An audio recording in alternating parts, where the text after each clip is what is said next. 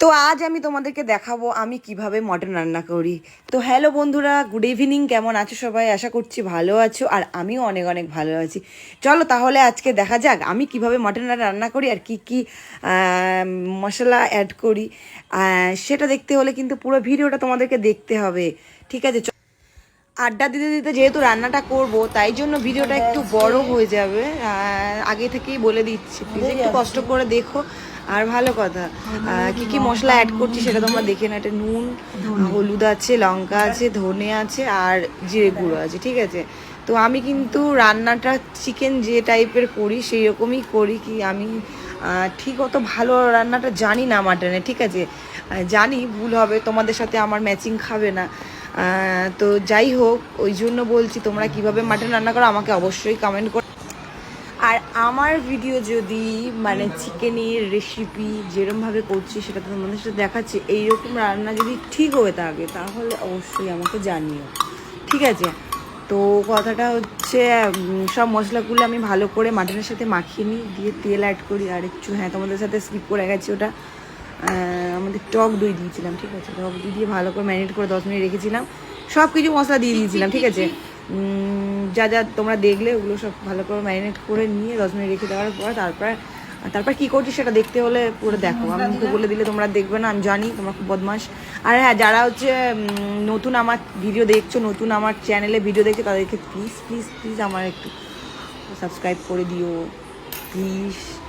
আর পুরনো বন্ধুরা অবশ্যই কমেন্ট করো প্লিজ। আমাকে সবাই, আমার ভিডিও সবাই দেখো ভাই। এইভাবে কে মাংস ম্যারিনেট করে, এইভাবে মানে মশলা দিয়ে কে করে জানি না বাবা, তোমরা আবার ভুলভাল কমেন্ট করো না। আমি কিন্তু এইভাবে করি কেন কি আমার হাতে রাক্ষসীদের মতো দু হাতে হেভি বড় বড় নখ আছে, সেই কারণে আমি ওই রকমভাবে মাছ কেন মাংস কেন সব কিছু ওইভাবে পাইকারি, মানে কীভাবে ওইভাবে সব কিছু মশলা টশলা ওইভাবেই মাখাই।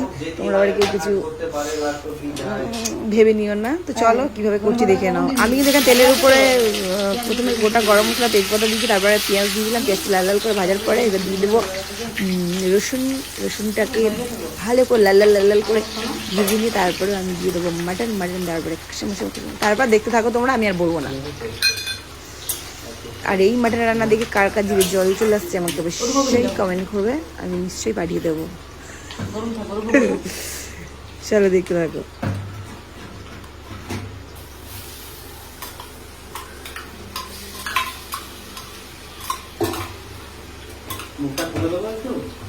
হ্যাঁ, না না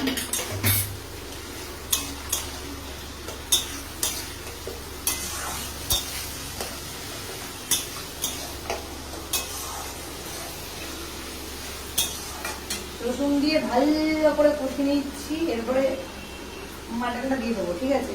আমি কিন্তু এইরকম ভাবে রান্নাটা করি, ঠিক আছে? এটা 10 মিনিট হচ্ছে ম্যারিনেট করে রেখে দিয়েছি। আমি কিন্তু এইভাবে ম্যারিনেট, মানে চিকেন যেমন করি মাটনও সেরকম ভাবে করি, ঠিক আছে?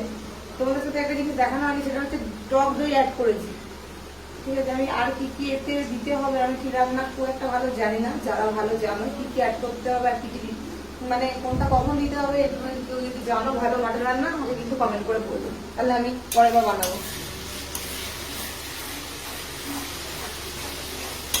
ক্যামেরাম্যান পেয়েছি তো সুযোগ।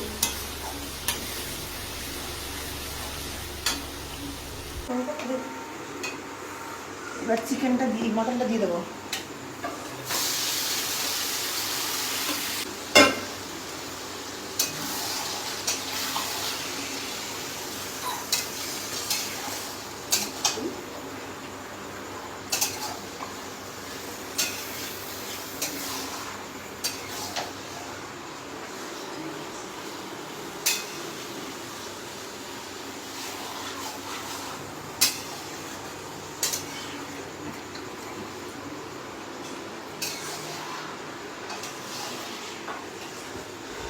ইস, আমি তো পুরো ঘেমেই স্নান, পুরো দেখতেই পাচ্ছ পুরো ঘেমে। রান্নাঘরে ঢুকলে আমি পুরো, আমি থাকি না, আমার পুরো হাল বেহাল হয়ে যায়। তো তোমরা দেখতেই পাচ্ছ আমি কত কষ্ট করে রান্না করছি। তোমরা প্লিজ এই আমার কষ্ট দেখে একটা করে সুন্দর করে কমেন্ট করে দিও, আমি খুব খুশি হব, খুব খুশি হব। প্লিজ প্লিজ প্লিজ সবাই কিন্তু খুব সুন্দর কমেন্ট করবে, তোমাদের আশায় আমি থাকলাম। দেখি কার কমেন্টটা খুব সুন্দর হয়। তার জন্য আমি একটা খুব সুন্দর একটা গিফট দেবো। আচ্ছা তারপর দেখো কষতে কষতে আমি কিন্তু এখানে পেঁপে দিয়েছি। এই প্রথমবার আমি পেঁপে অ্যাড করেছি, কেন কি আমি পেঁপে কোনোদিনও দিই না। পেঁপে কি এই টাইমে দেওয়া ঠিক হলো কি হলো না তোমরা কিন্তু অবশ্যই জানাবে। আমি কিন্তু তোমাদের উপর সবটাই ছেড়ে দিচ্ছি, এটা মনে রেখে কিন্তু আমাকে কমেন্ট করবে, আমি বলে দিলাম।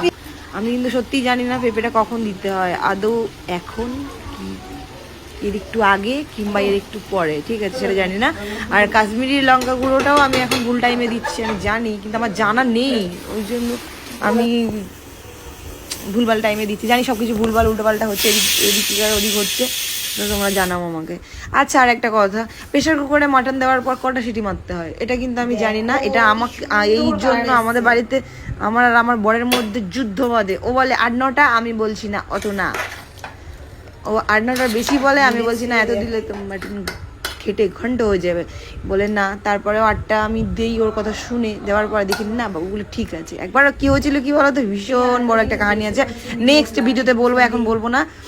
তো তোমরা আমাকে অবশ্যই কমেন্ট করো যে মাটন কটা সিটি মারতে হয়, এটা কিন্তু এটা অবশ্যই জানবে, যে জানাবে, ঠিক আছে। তো চলো আমাদের মাংস হয়েই গেছে, এবার গরম মশলা দেবো, দিয়ে একটু টকবক করে ফুটিয়ে নেবো, তারপরে হয়ে যাবে মাটন। তো চলে আসো, দেখে কার কার খেতে ইচ্ছে করছে, প্লিজ কাম।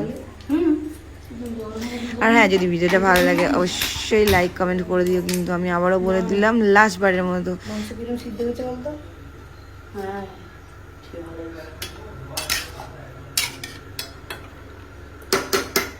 চলো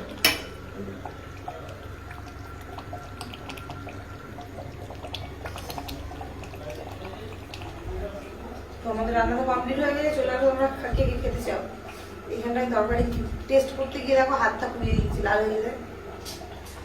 দেখো দেখো বেচারি হাত পুড়িয়ে তোমাদের জন্য রান্না শেয়ার করছে, তো তোমরা একটা কিন্তু সুন্দর করে কমেন্ট করো। আর দেখা হচ্ছে পরের কোনো ব্লগ ভিডিওতে, ততক্ষণ সবাই ভালো থেকো, টাটা।